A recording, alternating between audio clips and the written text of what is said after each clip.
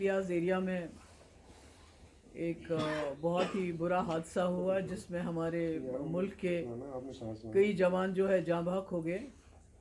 और सबको अफसोस हुआ, तकलीफ़ हुई, क्योंकि ये लोग भी किसी माँ के बेटे होते हैं, इनके भी बच्चे होते हैं और मुल्क से आते हैं हमारा बचाव करने के लिए। मगर बदकिस्मती ये है कि उसके बाद जो सानिया पेश आया और जिस तरह से पुलिस कई गांव में चली गई आर्मी के साथ, क्योंकि पुलिस का नाम नहीं आ रहा है, हालांकि पुलिस बिल्कुल उनके साथ साथ थी। और उसके बाद उन लोगों को पकड़ के, जो बेचारे बेगुनाह, जिनका कोई कसूर नहीं, जिनका कोई लेना देना नहीं, क्योंकि आप खुद लोग यहाँ जानते हैं, रहते हैं कि राजौरी पूंछ के लोगों ने 1947 से लेके आज तक जितनी भी जंगें हुई हैं उसमें उन्होंने मुल्क की फ़ौज का साथ दिया है। उनको पकड़ा, उनको मारा, उनको पीटा, उनको बिजली के करंट दिए गए, यहाँ तक कि एक के जिस्म के इतने, वो उसको टांकों से फिर जोड़ दिया था, क्योंकि उसके फादर ने फिर बताया कि मैं उसको गले लगाना चाहता था पर वो उसका जिस्म बिल्कुल अलग अलग हिस्सों में बटा हुआ था। और न सिर्फ इतना पीटा और मारा, बल्कि एक तो लगता था बिल्कुल वो डेड बॉडी है जब उसके जिस्म में नमक और मिर्ची डाल रहे थे। और इसको वीडियो को वायरल भी किया कि एक दहशत फैलाया जाए पूरे इलाके में कि हम आपके साथ क्या क्या कर सकते हैं। और इसमें खाली आर्मी नहीं, जो एसओजी के लोग हैं वो भी मुलव्वस थे, क्योंकि राजौरी के अस्पताल में जो लोग एडमिट है उनका ये कहना है कि आर्मी से ज़्यादा वहाँ पर उनको एसओजी के लोगों ने मारा, पुलिस के लोगों ने मारा और यहाँ आर्मी ने मारा। तो इतना सब कुछ हो गया, इतने वफादार लोगों के साथ जो हमारे आर्मी के साथ साथ हमारे जो बॉर्डर्स हैं उनकी रखवाली करते हैं। और उसके बाद आपके एयर चीफ आ गए यहाँ, सॉरी आर्मी के चीफ आ गए, डिफेंस मिनिस्टर आ गए। तो यहाँ आने के बावजूद क्या, उसके बाद क्या हुआ? एफआईआर दर्ज हुई, एफआईआर दर्ज होगी, नामालूम, अननोन क्यों है? वीडियो में तो आपको सब नजर आता है, कौन लोग मार रहे हैं, कौन लोग पीट रहे हैं। और ये भी गांव के लोग जो हैं उनको मालूम है तमाम उन पुलिस वालों के नाम जो वहाँ उस गांव में चले गए आर्मी के साथ, उन आर्मी वालों को वो पहचानते हैं। तो अननोन कैसे हो गया? तो अगर आप अपराध करने वाले को उसकी सज़ा नहीं देंगे तो आप फिर एक हिसाब से अपराधीकरण कर रहे हैं, चाहे वो पुलिस में लोग हैं, चाहे वो आर्मी में लोग हैं। अगर आप उनको सज़ा नहीं दोगे तो फिर आप लोगों के साथ इंसाफ कैसे करोगे? तब मैंने कोशिश की आने की, मुझे घर में अंडर हाउस अरेस्ट रखा गया। परसों मुझे रात को बताया गया आप जा सकती हैं, क्योंकि पहले बीजेपी के जो प्रेसिडेंट है रविंदर रैना जी चले गए, उसके बाद नेशनल कॉन्फ्रेंस की लीडरशिप आई, वो भी चली गई। उसके बाद मुझे बताया गया आप भी जा सकती हैं। और जब हम बफलियाज पहुंचे तो बोला अब आप नहीं जा सकती हैं।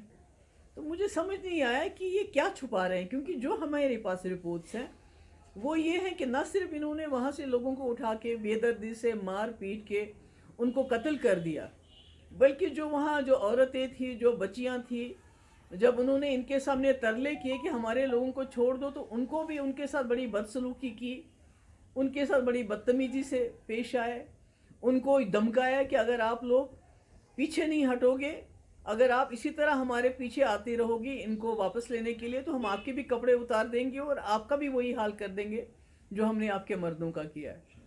तो ऐसा लगता है वहाँ हमें न जाने देना, इस तरह रोक देना जैसे कोई मिलिटेंट को पकड़ने वाले होते हैं। इतनी फौज इन्होंने लाई, कंडे वाली तारें लाई, लेडीज फौज लाई रोकने के लिए। तो हम तो कोई बाहर से आए, हम तो कोई चीन से नहीं आए हुए हैं, हम तो कोई पाकिस्तान से आए हुए लोग नहीं हैं, हम तो अपने लोगों के बीच में और अपने लोगों के पास जाना चाहते हैं। तो हमें रोका क्यों गया? तो हमें जो इन्फॉर्मेशन वहाँ मिल रही है कि इन्होंने वहाँ इतनी ज़्यादती की है, उस ज़्यादती को छुपाने के लिए ये नहीं चाहते हैं कि महबूबा मुफ्ती वहाँ चली जाए और वो जो औरतें हमारी बच्चियाँ हैं वो अपने दिल का हाल हमें सुनाएं, हमें बताएं। उसके बाद हम वापस आए, मैंने दिया प्रोग्राम आज जाने का, मैंने राजौरी अस्पताल जाना था क्योंकि वहाँ भी कई लोग ज़ख्मी हैं, उनको देखने के लिए। उसके बाद मुझे जाना था शादरा शरीफ, शादरा शरीफ से मैं बंगाई जाना चाहती थी, जिस गांव के लोग इन्होंने पिकअप किए। तो मुझे बताया गया कि रास्ते में कॉर्डन सर्च ऑपरेशन चल रहा है राजौरी के, और जो वहाँ से थन्ना मंडी रास्ता जाता है वहाँ भी कॉर्डन सर्च ऑपरेशन। अब मुझे समझ नहीं आता है ये क्या छुपाना चाहते हैं। दूसरा, मैं सुरनकोट के अस्पताल में गई, वहाँ कोई 8 लोग हैं, सरकार की तरफ से उनको कोई मदद नहीं हुई अभी तक। 4 लोग उसमें, जो आपका सुरनकोट में आर्मी का अस्पताल है, उन्होंने रखे हुए, मुझे समझ नहीं आता। मैंने कोशिश की मैं वहाँ जाऊँ, मुझे वहाँ जाने की इजाज़त नहीं दी गई, क्योंकि उनके घर वाले बहुत परेशान हैं, घर वालों को आने नहीं देते। हमें मालूम नहीं है वो जिंदा है, मुर्दा है, क्या है। उनको सीधे अस्पताल में क्यों नहीं भेजते, गवर्नमेंट हॉस्पिटल में क्यों नहीं भेजते, आर्मी उनको अपने अस्पताल में क्यों रखा हुआ है।